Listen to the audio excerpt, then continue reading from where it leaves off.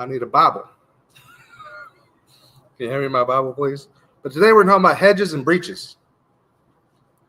And these are both kind of older words, or rather words that are not in as much use anymore. So I included the definition, although we probably all are familiar with it, but just for the internet's sake. Hedge, in this case, it's also a noun and a verb. We're going to be talking about the verb form mostly. Actually, both. But in the verb form, the action of hedge is to enclose with a hedge, to fence with a thicket of shrubs or small trees, to separate by a hedge, as a hedge a field or garden, to hedge a field or garden. Now, in Texas, since the mid-1800s, we've had barbed wire. And so we don't know about this. If you go to Europe, you'll see that fences are primarily plants. And those are hedges, and they purposely use thorny, we made ours out of metal. But theirs just keep growing. They'll last for hundreds of years. They're still there. But you can get a breach in them. Just like a vessel with a hole in it, it's not much good. The breach is a noun in the way we're using it. The act of breaking or state of being broken, a rupture, a break, a gap, the space between the severed parts of a solid body, parted by violence, as a breach in a garment or in a wall. In our sense here, we're going to be using body in every sense. Your body, church body. The violation, and number two, the violation of a law. This is breach, definition number two. The violation of or non-fulfillment of a contract. The non-performance of a moral duty. Non-performance of a duty being a breach of obligation, as well as a positive transgression or violation. Positive transgression meaning it's a direct action. It's not a consequence of some other action. It is a direct violation.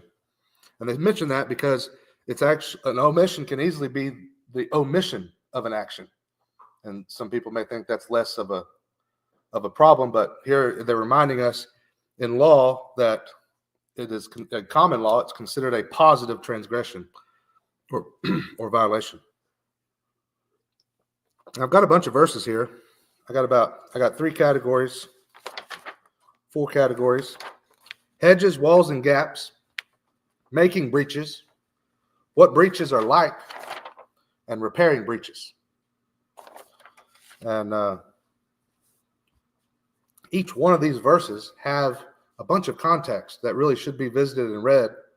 And these are by far not the only instances of breaches of hedges. They're all over the Bible. Every transgression is a breach. And every man in the Bible has created a breach. But these are the ones where I could quickly search for the word breach, and it was actually in the verse. But just so you know, that this is not just 20 mentions in the Bible. It's kind of a small thing. This is every sin of every kind is a breach. But there's different kinds of breaches, like there's different sizes, there's different kinds of hedges, and these are some of the things we're going to read about and see about how the different reasons why breaches happen and how they're repaired and what they feel like or what they look like, how to spot them.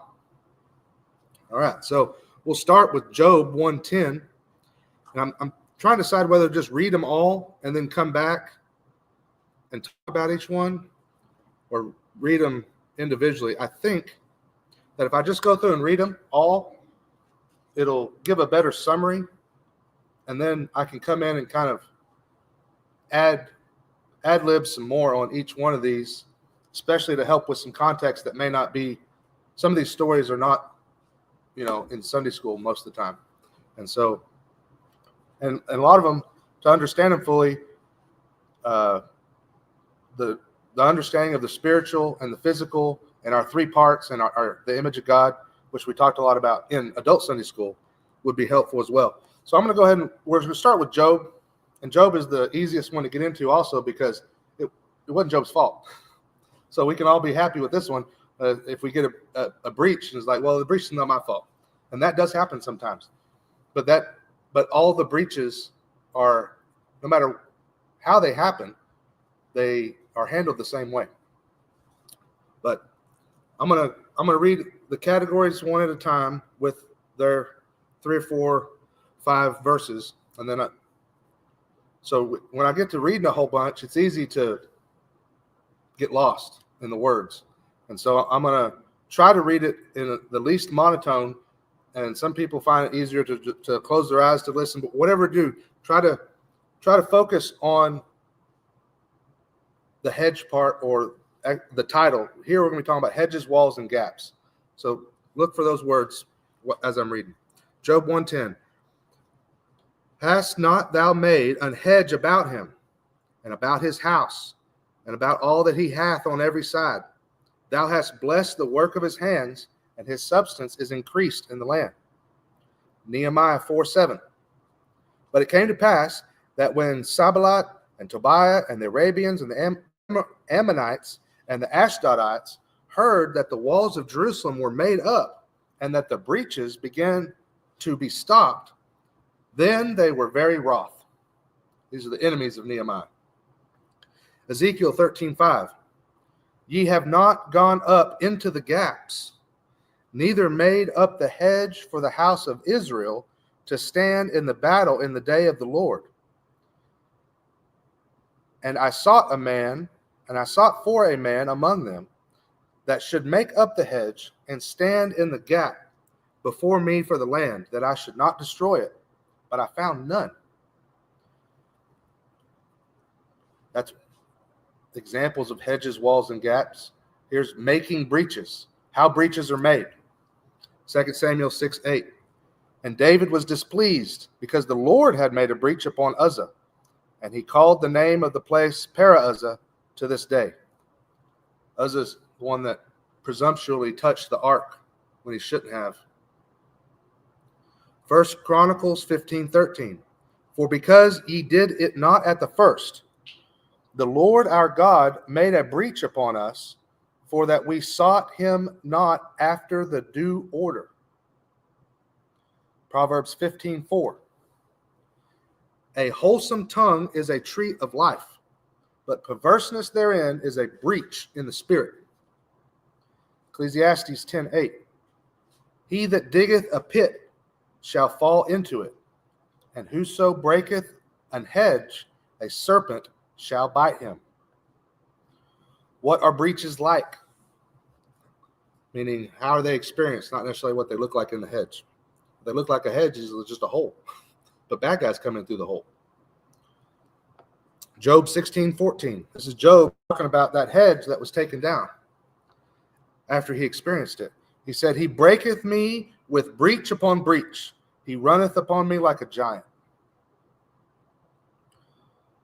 2 Samuel 5:20. And David came to Baal-perazim,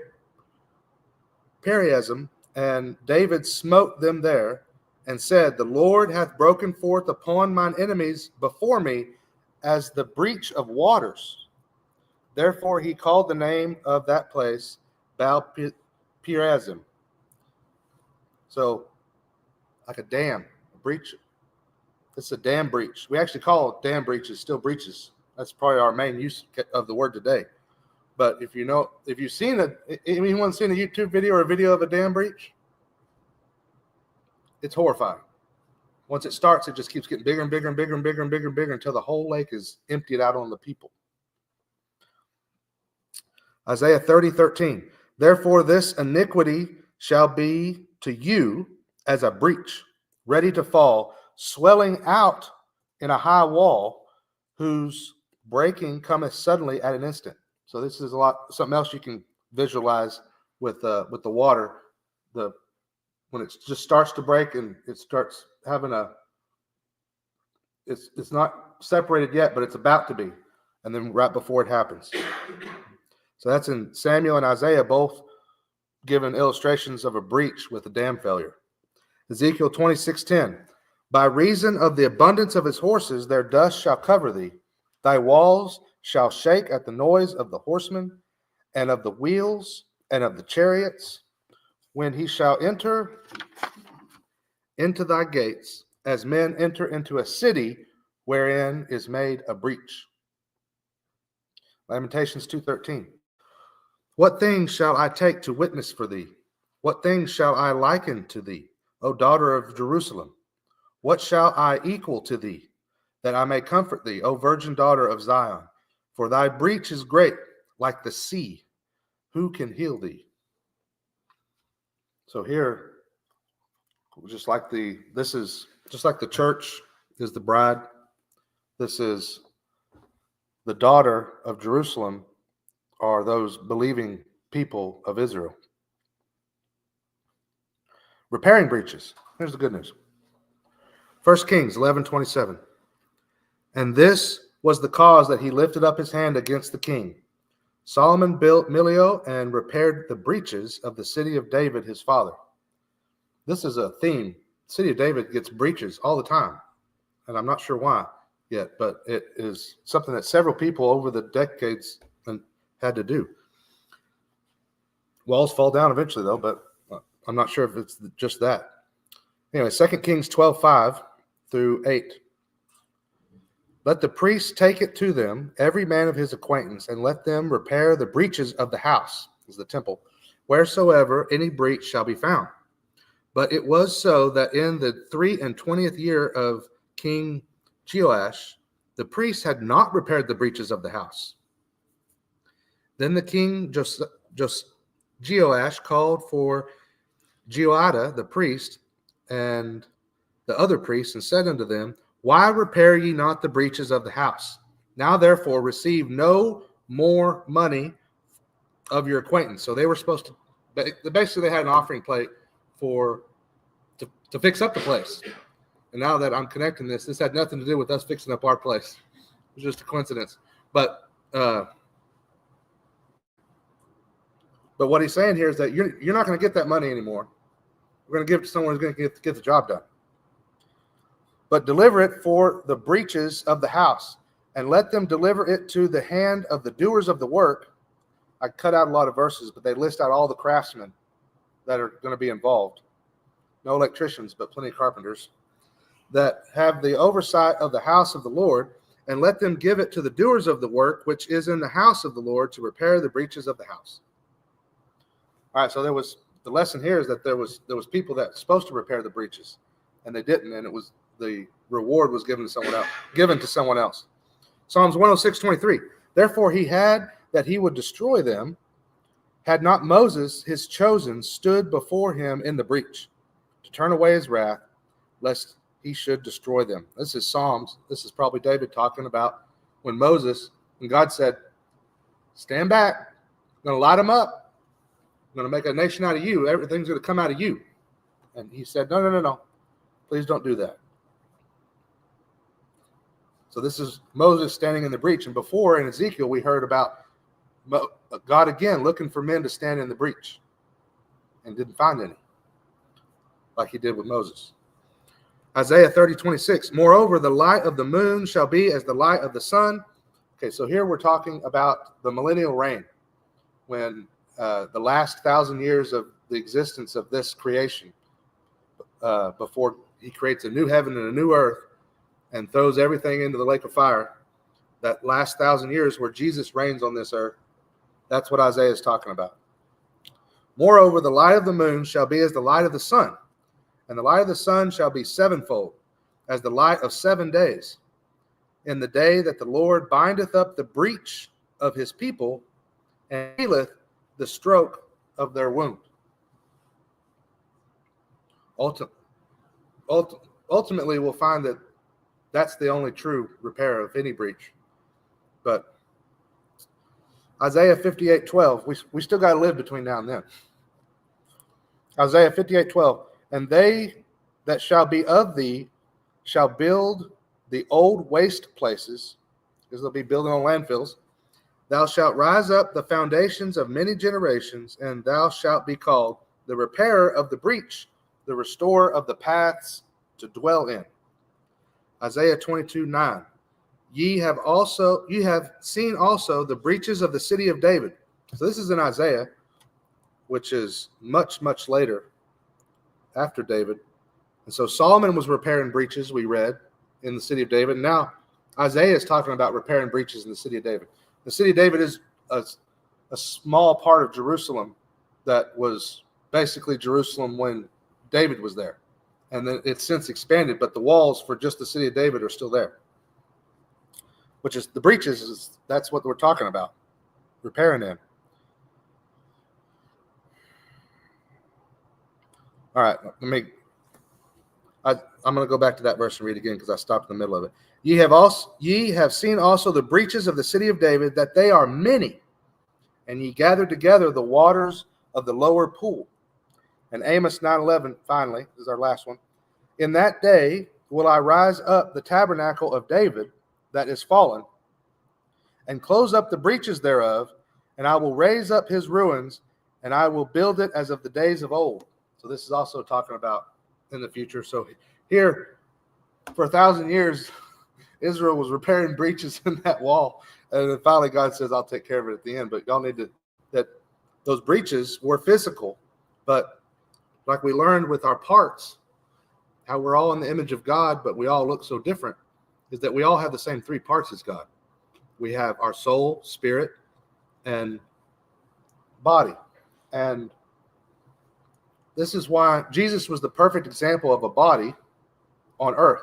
That's why he makes comments that confuse some people that don't understand about when Genesis talks about their three parts, says, let us create, let us do this. We have three parts, just like God. And so when every single physical thing in the Bible, the physical comes first and then the spiritual. So, for example, we have in Sunday school, we learned about Light Day, why we worship on Sunday. We have in the physical creation that God did about 6,000 years ago, we have the very first day, day one, let there be light. Day one is always Sunday, always has been, because the Sabbath is Saturday. It's the last day of the week. There's no astronomical reason for that. The only reason for that is because that's the way God made it, and man's tried to deviate from it, but can't. And then Jesus, what day did he rise on? In your bulletin, you'll see the Lord's Day. That's on Sunday. And that's because in the New Testament, you see that he rose early on the first day of the week. Well, what did Jesus say he was in the New Testament? He says, I am the light of this world. So what happened on the first day on the spiritual? The spiritual light also entered the creation on the first day. He also says he's the firstborn. He's the first fruits. He came when the Israelites were supposed to wave the sheaves of the first fruits. That's when he rose from the dead. So the physical comes first and the spiritual. So then he comes, whenever he came, he also, they asked him about divorce and if he said from the beginning, you're not supposed to put apart what God put asunder what God brought together and joined together. And that was news to them because Moses had told them that there was special rules for divorce that you could do. What he brought in was, and he said, for the hardness of your hearts, Moses gave you that. So in the physical, we had divorce, and then when he came in the spiritual, he closed that up. And then but we still have all these, if you think about the spiritual, the church is his bride, but there's all these different denominations. And churches split. What's that about? Well, that's just like when Moses, for the hardness of our hearts, before he comes back and makes, there'll be one church and there won't be any denominations and there won't be any church splits because he'll be here. So before in the flesh, we had divorce and then we didn't. And in the spiritual, right now we have divorce, which is the church splits and the denominations. And then when he comes back again, each time he came back, first physical, then spiritual. Who's the first father that you have? physical. Which father do you get after that? Spiritual. Physical first, then spiritual. Israel. First was physical Israel. Now there's spiritual Israel.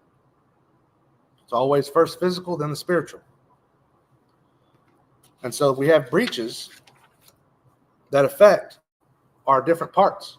We have breaches that affect our physical body. We have breaches that affect our spiritual. Now we're quickened or made alive. Jesus is the quickened spirits and gives us his spirit. When Adam sinned in the garden, he died that day, just like God promised. His spirit part died. And dead things can't reproduce. That's why we are all dead in trespasses and sin until we get saved. And Jesus quickens our spirit part and makes us a new creature. So after we get saved, we got all three parts again, just like Adam started off with.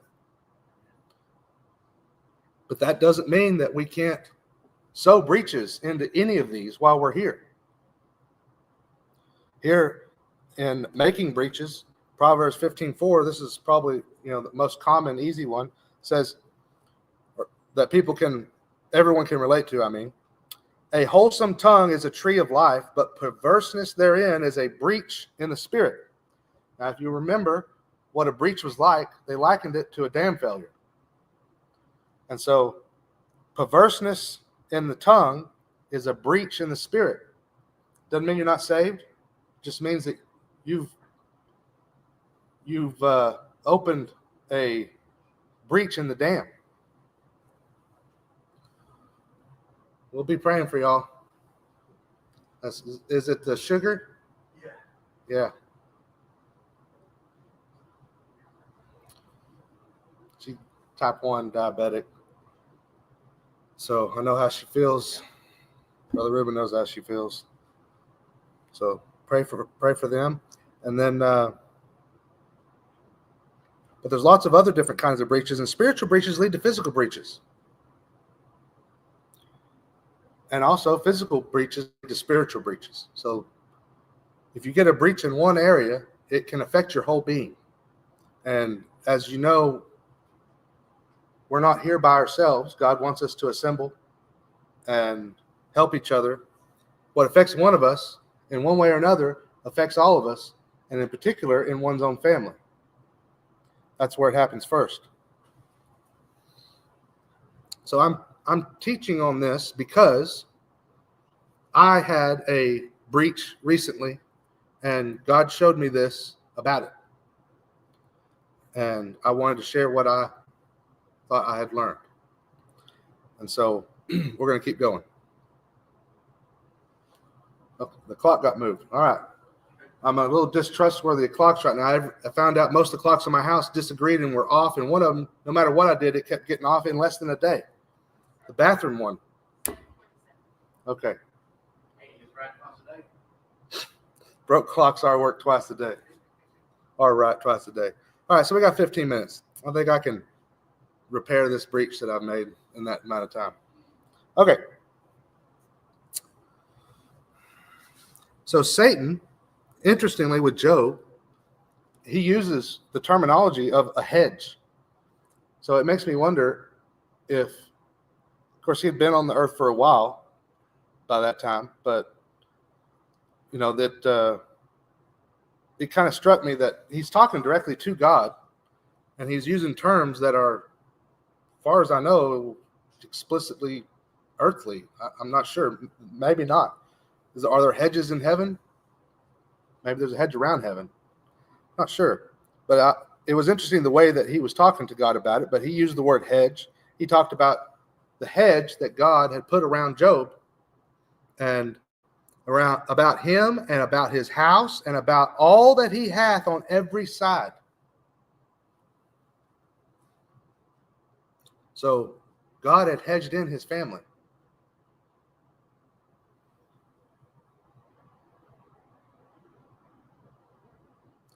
In Ezekiel 13:15, more in that same section, ye have not gone up into the gaps, neither made up the hedge for the house of Israel, which was specifically to allow it to stand in the battle in the day of the Lord.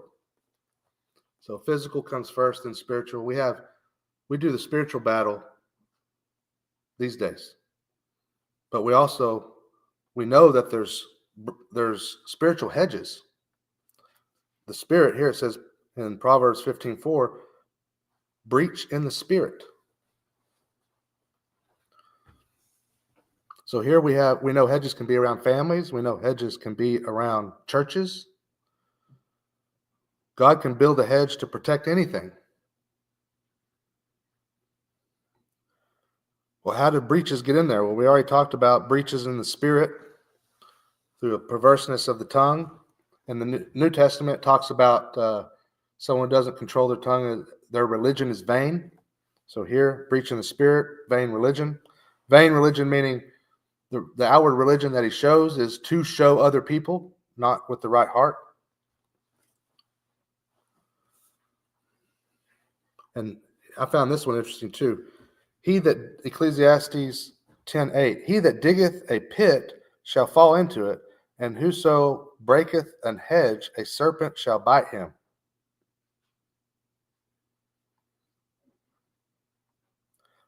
So my mind immediately went to the serpent, serpent being the devil from the garden, and God had a hedge around Adam, and he created a breach in it, and the serpent bit him, just like it says.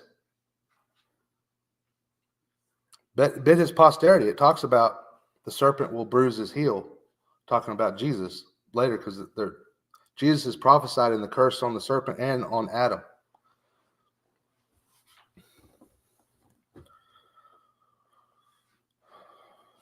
So we know that Satan loves breaches. He asked God to remove a hedge because he could not overcome the hedge. He wanted a breach in the hedge. We know how we can make breaches. Sin is a breach between us and God. One of the reasons for confession is so that you can come back closer to God. Just like any kind of predator, God likens the devil to a lion going around seeking whom he may devour. If you have ever watched a nature show, you know they pick off the ones on the end furthest away from the herd. How do you get furthest away from God? Is put sin between you and him. How do you get rid of that? You confess.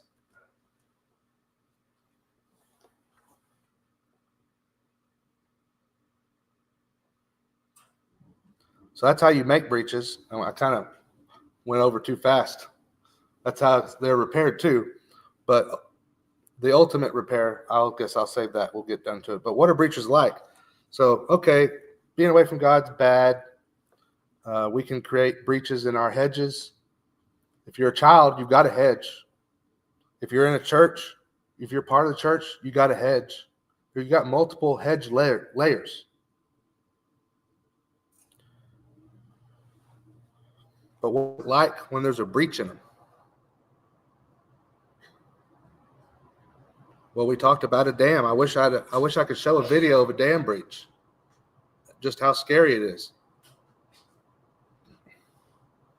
Because once things start pouring in, it seems like there's no way to stop it, and there isn't in a dam. But a breach in a hedge, we have hope. There is a way to stop it. So it's interesting that Job says, breach upon breach, he runneth on me like a giant.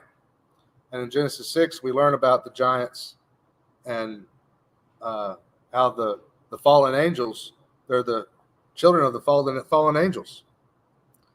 So he knows exactly what he's talking about. He says there was giants in those days and after that. Job is talking from experience. Those giants are nothing to be messed with. So between a giant and a dam break, this is not looking very good. Either one of those is not something you think of being able to handle on your own. You didn't build the hedge after all.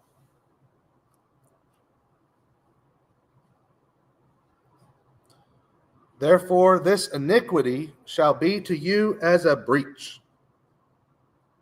ready to fall, swelling out in a high wall, whose breaking cometh suddenly at an instant. Isaiah 30:13. That sums up everything. Sin, iniquity, creates breaches in the hedges that God has put around you and your family. And devils flood in at every opportunity when they find that breach. They're like goats looking for that hole in the fence. Once they get their head in, they just keep going. I heard camels do the same thing.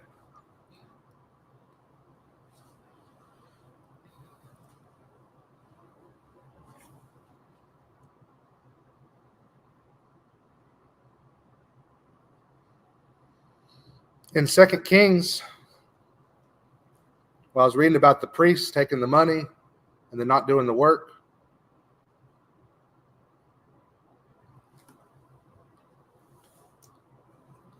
as fathers and as men,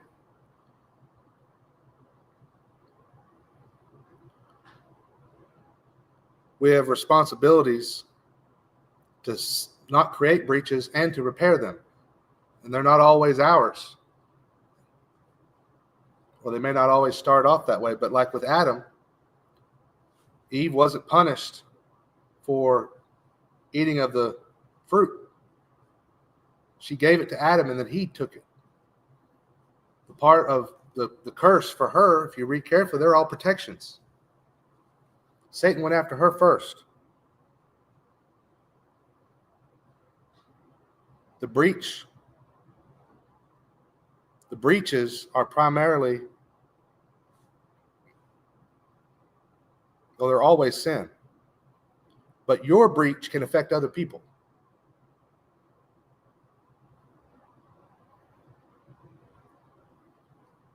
And here, some people had an obligation to repair breaches for Israel, and they didn't. But the king got it done. But the priests are the ones that were supposed to be working in the temple. Instead, they had a bunch of craftsmen. Psalm 106:23. Therefore he said that he would destroy them, had not Moses, his chosen, stood before him in the breach to turn away his wrath, lest he should destroy them. One of the men's retreats that advances that we had down in Temple or Killeen was on the verses in Ezekiel where it talked about, it's called Gap Men. It's like a men's group they had going on there. Men standing in the gap. But they didn't put a lot of emphasis on the hedge, the way I remember it. But that's why the gap is important to fill. It's because it's in the hedge. And here Moses stood in the hedge. Any one of us can stand in any gap that we find.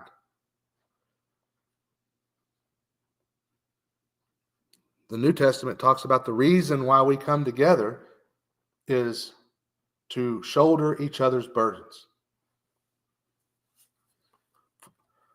Forsake not the assembling of yourselves together, and that's why.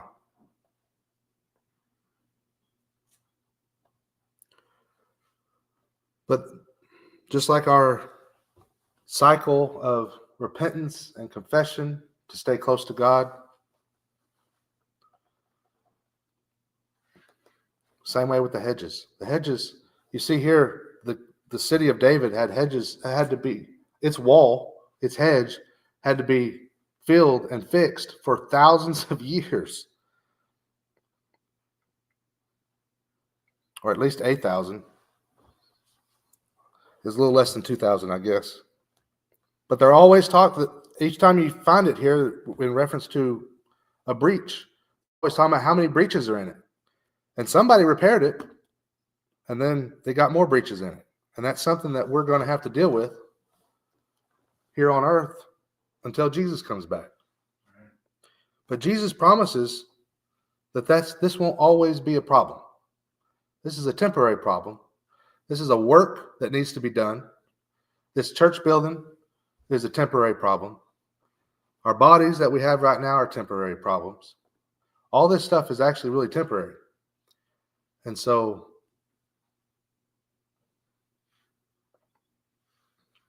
repairing the breaches is not something that should discourage us.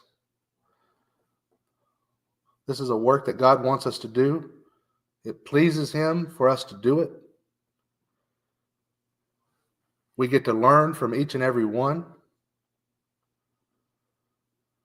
And we'll be able to rest one day from it. The work in repairing breaches will be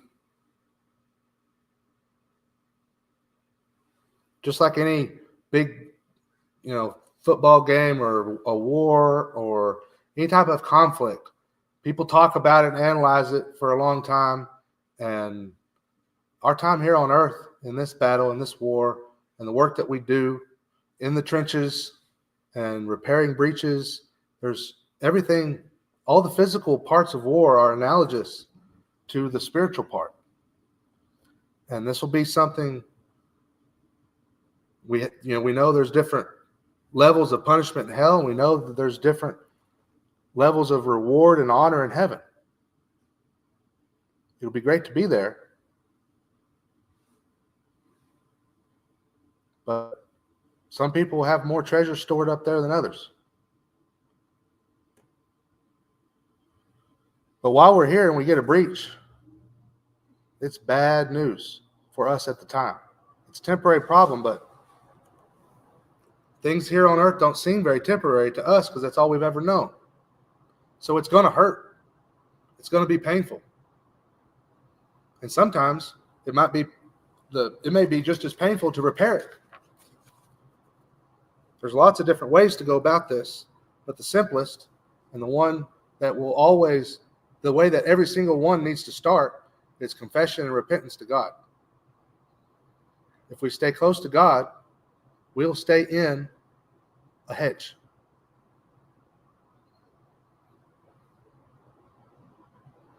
But if, like Job, we need to be sent outside the green zone, it's for a good reason. Job has been an inspiration and a teaching to billions of people. His suffering was temporary. He even got 10 times before he even died back. But if we do experience a breach that we don't know why, and we don't understand, God says that it's better for us to suffer for good doing than evil doing. It's okay to suffer for doing well. It's temporary. And you're being an inspiration and a help to somebody. There's a purpose behind every suffering, whether you caused it or not. But whether you caused it or not, you can learn from all of them. And you can use that to witness to people that you wouldn't otherwise be able to. Dear Father, hallowed be thy name. Thank you for your many, many blessings. Thank you for our church. Thank you for your hedge of protection about us and our families. Help us to always stay close to you and stay away from sin and confess it immediately. Help us to teach others around us to do the same. Help us to take suffering well and like a Christian, like you want us to. Help us to never forget that we can always lean on you, and in one day we will have complete and total rest in you. Please give us the strength to do your will in this battle. We ask all these things in Jesus Christ's holy and blessed and almighty name. Amen. Thank you all. And see now.